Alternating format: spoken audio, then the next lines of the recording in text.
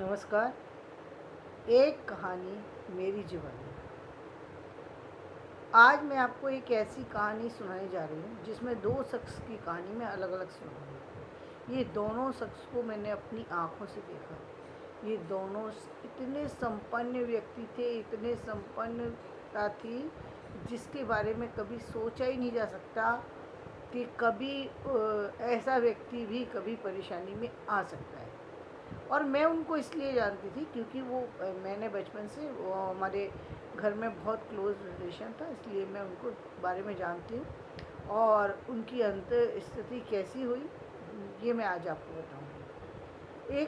तो एक सेठ जी थे, बहुत बड़े पैसे वाले, इतने बड़े पैसे वाले कि वो चांदी की बग्गी में वो निकला करते थे। चांदी की बग्गी में ही चलते थे वो। कभी भी जो है मथुरा के अंदर उस समय ऐसा था कि कुछ संपन्न लोग ऐसे थे जो इस तरीके के शौक भी पाला करते थे, तो वो चांदी की बग्गी में वो चला करते थे। और अ, वक्त वक्त का एक टाइम ऐसा आया जब उनके दो बच्चे थे, एक बेटा था और एक बेटी थी। तो उन्होंने दोनों बच्चों को पढ़ाया लिखाया नहीं था। नहीं, दो लड़कियां थी और एक लड़का था। लड़का जो था वो छोटा सा था, वो 1 साल का ही था। और बाकी दोनों जो बेटियां थी वो एक बेटी जो 12 साल की थी और एक शायद 7-8 साल की रही हो। तो अचानक ही उनके जीवन में ऐसा हुआ कि उन्होंने बड़ी बेटी की शादी कर दी। 12-13 साल में उस समय शादी हो गया, शादी करी। उनके जमाई का उनके घर में कदम रखना था कि उनकी विपन्नता का दिन आ गया। उन सबसे पहले उनकी आँखों की जोत चली गई। पहली कहानी यहाँ से शुरू होती है। पत्नी कुछ जानती नहीं थी क्योंकि पत्नी तो सेठानी थी, तो बस घर के अंदर रहना, नौकर चाकरों को डील करना, बस यही काम था उनका। कोई और काम तो था नहीं। बच्चे भी उनके लोगों के ही हाथों में ही पलते थे, उनका तो अपना कोई काम था नहीं। काफ़ी सारे उनके घर थे, और बहुत सारे घर थे, बहुत सारी चीज़ें थी, देना लेना उनका बहुत ज़्यादा था। सब मैं बता रही थी, संपन्नता बहुत थी। शादी भी उन्होंने एक अच्छे लड़के से करी थी, लेकिन लेकिन नीयत में खोट आ जाता है आदमी का। जब आदमी देखता है सामने वाला कमज़ोर हो गया तो नीयत में खोट आ जाता है। अब स्थिति ये हो गई कि लाला जी के काम को संभाले कौन, सेठ जी के काम को संभाले कौन। आखिरकार उनके जमाई के हाथ में वो काम दे दिया गया, क्योंकि बेटा तो 1 साल का था तो वो तो संभाल ही नहीं सकता। जमाई के हाथ में काम दे दिया। अब जो उनके सेठ जी के जो जमाई थे, उन्होंने रोज़ घाटा दिखाना शुरू कर दिया। और इतना घाटा दिखाते चले गए, इतना घाटा दिखाते चले गए कि 3 या 4 साल के अंदर स्थिति यहाँ पर ले आए कि उन्होंने उनको मतलब इस स्थिति में पहुँचा दिया कि वो किराए के घर में पहुँच गए और टाट का पर्दा लगा करके रहने लगे। ये मेरी आंखों देखी स्टोरी है, आंखों देखी स्टोरी है ये स्टोरी मेरे, बिल्कुल। और फिर भी मन नहीं भरा, मन नहीं भरा। सेठ जी तो कुछ कर ही नहीं सकते थे, उनको तो कुछ दिखाई नहीं दे रहा था। वो तो पूरी तरह डिपेंड हो गए थे फैमिली के ऊपर। सारा कुछ उनकी पत्नी बहुत अच्छी थी, संभालती थी, लेकिन बेचारी क्या करे यार। स्थिति ये थी कि पड़ोसी जो है वो बाहर से खाना भी मांगने नहीं जा सकती थी, शर्मिंदगी की वजह से। इतने अच्छे हुए, लेकिन बच्चा जब रोता था तो पड़ोसियों को पता लग जाती थी। पड़ोसी उस समय के बहुत अच्छे होते थे, और कि कुछ ना कुछ चक्कर जरूर है, ये सेठानी बता नहीं रही है, कुछ ना कुछ सेठानी ही बोलते थे उनको। और लोग अपने घर से दूध दियाते थे, उनको खाना दियाते थे। स्थिति ये आ गई और अंततः सेठ जी का निधन हो गया। इन स्थितियों को देखते देखते अचानक सेठ जी का निधन हो गया। निधन के बाद और भी ज़्यादा ख़राब स्थिति आ गई। पूरी तरह उन्होंने जो उनके जमाई थे, उन्होंने ये दिखा दिया कि व्यापार तो ख़त्म। उधर जमाई जो है वो पूरी तरह संपन्न हो गए, वो संपन्न हो गए। अब जो दूसरी वाली बहन थी उसको ही उन्होंने किसी तरीके से जो है ऐसे ही सामान्य परिवार में शादी करा दी। तो जहाँ शादी हुई थी, क्योंकि सेठ की बेटी थी, इसलिए जहाँ भी चाहे सामान्य घर में गई थी, लेकिन कोई कहते ना कभी कभी भाग्य अच्छे होते, तो वो लोग बहुत अच्छे थे। उन्होंने उस लड़की को बहुत प्यार दिया, इज्जत दी और अच्छे से रखा। धीरे धीरे करके फिर जो है करीब करीब उनकी स्थिति संभलने में 18 से 20 साल लगे जब उनका बेटा बड़ा हुआ। लेकिन स्थिति उन दिनों हमने ये देखा कि जीवन में आदमी कुछ नहीं कह सकता कि कब उसके साथ क्या होगा। जो व्यक्ति एकदम अच्छा लोगों को दे रहा है, ले रहा है, उसके जीवन में इतना बड़ा बदलाव आएगा, और वो भी ऐसी स्थिति पे, ये तो कभी सोचे नहीं जा सकता था, जो हमने अपनी आंखों से देखा। एक और कहानी सुनाती हूँ आपको।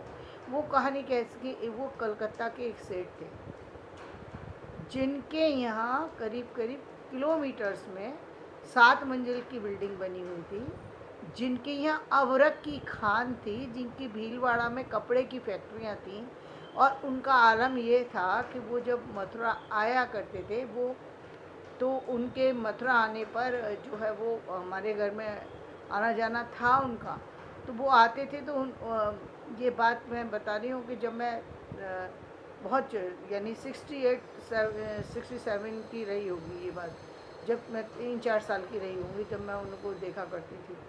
स्टार्टिंग से जब से मैंने उन्हें देखा, तो उनके लिए स्पेशल, उस समय हमारे घर के अंदर पंखा नहीं था, लेकिन उनके लिए अलग से स्पेशल पंखा किराए का आता था, पंखा लगता था। उनके लिए खाना बनने के लिए स्पेशल घी के डिब्बे आया करते थे, क्योंकि वो खुद ही नहीं खाया करते थे, वो और लोगों को भी खिलाया करते थे। उनकी स्थिति ये थी, वो जिस चांदी के लोटे से नहाया करते थे, जिस लोटे से नहाते थे, उसको दोबारा से यूज़ नहीं करते थे। कपड़े जो उतारते थे उन्हें यूज़ नहीं करते थे। सब उनका मुनीम जो है उन चीज़ों को उठा लेता था, और वो उनको देता था, लेता था कि यूज़ करता था, पता नहीं, लेकिन वो उनको कर लेता था। लेकिन सेठ जी कभी दोबारा यूज़ नहीं किया करते थे। एक दिन उनके जीवन में ऐसा आया कि उनकी जो है दूसरी शादी हुई थी, तो जो उनकी पत्नी थी, उन्होंने सेठ जी से धोखे में जो है अपने साइन पूरी प्रॉपर्टी पे करा दी, और प्रॉपर्टी पे पूरे साइन कराने के बाद कह दिया कि आप जाओ, ये प्रॉपर्टी मेरी, मुझे आप पर कोई विश्वास नहीं है, आप 25 जगह जाते हो और आपका खाने का पीने का ये तरीका है, मुझे नहीं समझ में आता, मेरे बच्चे छोटे छोटे, मुझे आप पर कोई विश्वास नहीं है। सेठ जी को बहुत धक्का लगा। सेठ जी ने कोर्ट में जो है केस डाला। स्थिति ये हो गई कि सेठ जी के पास अब 1 रुपया भी नहीं। सेठ जी को तो आदत थी कि वो तो मतलब 1 महीने 2 महीने में वो वृंदावन आया करते थे, दर्शन किया करते थे। 15 दिन रहना है उनको, भंडारे करने हैं, सारा कुछ करना है, तो उनको तो आदत थी, तो वो आया करते थे और सबको। लेकिन एक समय ऐसा था कि जब वो पूरी तरह टूट गए, वहाँ आए, तो वो आंसुओं से रो रहे थे, और मतलब स्थिति बहुत ही शर्मनाक है, कह नहीं सकते कि किस तरीके की स्थिति आ गई उनकी, कि उनको अपनी घड़ी भी बेचनी पड़ी। स्थिति ये आ गई, और उन्होंने जो मुकदमा लड़ा था, उसके लिए वकीलों ने उनसे कोई पैसा नहीं लिया था, उनके लिए मुकदमा लड़ा। जिस दिन वो मुकदमा जीते, उसी दिन उनका हार्ट अटैक हुआ और वो ख़त्म हो गए। लेकिन मैं ये दोनों कहानियाँ सुना कर के ये बताना चाहती हूँ, ये जीवन के चक्र हैं। कब कौन सा चक्र आपके सामने आएगा पता नहीं। इसलिए सबसे बड़ी बात है कि आप अपने काम को आज कीजिए, आज ही सजगता बरतिए। जीवन के ना तो आपको किसी तरीके, अभी एक आपदा है ना कि आँख चली गई, ये किसी को पता थोड़ी है। अचानक में व्यक्ति के साथ क्या हो जाएगा ये किसी को नहीं पता। दूसरी स्थिति मैंने आपको बता दी। अब जो पत्नी है, जिसको उन्होंने सोचा था कि ये मेरी बुढ़ापे की सहारा बनेगी, उस वो ही धोखा दे गई। ये क्या, ये कैसी कहानी थी, ये क्या है? कोई सोच सकता है? सोचा तो उन्होंने यही था कि मैं शादी कर रहा हूँ, क्योंकि उनको पहले से संतान नहीं थी, इसलिए उन्होंने करा था। और दूसरे से उनको जो है 2 बेटे हुए थे, लेकिन उनको उस लालच से किया उसने, या क्या किया ये नहीं समझ में आया, लेकिन उन्होंने ऐसा किया और ऐसा हुआ। बाद में वो जीते, तो उसके बाद क्या हुआ, उसके बाद की कहानी मुझे नहीं मालूम। लेकिन मैं कुछ दोनों स्थितियों से सिर्फ यही बताएं, जीवन में व्यक्ति को सबक लेना चाहिए। जीवन में एक तो शायद ईश्वर ने दंड दोनों को, शायद इस चीज़ का वेस्टेज जो आदमी करने लगता है, ये वेस्टेज है कि आप जान रहे हैं, चीज़ों को समझ रहे हैं, लेकिन ना तो आपने अपनी पत्नी के हाथों में सौंपा, ना आपने अपने हाथ में चीज़ों को रखा, बिना सोचे समझे कहीं भी आप साइन कर रहे हैं, बिना सोचे समझे कुछ भी कर रहे हैं, ये कुछ भी करना गलत होता है। कुछ भी, चाहे पैसा मिले या तन मिले या मन मिले या धन मिले या कुछ और मिले, आपको सम्मान मिले, हर चीज़ की इज्जत करना चाहिए, उसकी वैल्यू करना चाहिए, चीज़ों को अनदेखा नहीं करना चाहिए। वेस्टेज तो कभी करना ही नहीं चाहिए, चाहे शरीर ही क्यों ना हो, क्योंकि जिस चीज़ की हम अवहेलना करते हैं, क्या मालूम कौन क्या चीज़ थी, ऐसा क्यों हुआ, लेकिन सीख लेना चाहिए। ये सीख की कहानी है कि जीवन में कुछ भी हो सकता है, इसलिए आपने सजगता बरतिए। कहीं कहीं ऐसा है कि आपका परिवार जो है ना समझ है, उस परिवार को समझाइए, कुछ चीज़ों के बारे में बताइए, ताकि जीवन में वो अपना जीवन चला सके। ऐसी स्थितियां ना हो कि जैसी स्थिति की दामाद को दिया, सब कुछ होते हुए सब कुछ निकल गया, सब जीरो भी नहीं बचा। अब ये क्या, या तो हम ये कहेंगे कि उस जो उनकी पत्नी थी उसके भाग्य में नहीं था सुख, कि जैसे ही सेठ जी मरे कि उनको पास भूखे मरने की नौबत आ गई, कुछ था ही नहीं। सेठ जी 1 साल से मुश्किल ज़िंदा रहे अपनी बड़ी बेटी की शादी करने के बाद। तो और दूसरी कहानी ये कि दूसरे सेठ जी ने पैसे अपने संतान के लिए शादी की, तो ये हालत हुई। तो आप ये देखिए, ये संतान संतान करते रहते हैं, ये कुछ नहीं है, इस संसार का कुछ नहीं है। इस संसार में व्यर्थ की बातों में ना पड़िए, जीवन को जितना और जहाँ तक हो सकता है अच्छे कामों में लगाइए। व्यर्थ के कामों में लगाना, व्यर्थ के मसलों में पड़ना, व्यर्थ की बातें सोचना, सब बेकार है। तो आज का वीडियो मैं यहीं समाप्त करती हूँ। मेरा वीडियो पसंद आए तो इसे लाइक करें, शेयर करें, सब्सक्राइब करें और ध्यान रखें, जीवन अमूल्य है।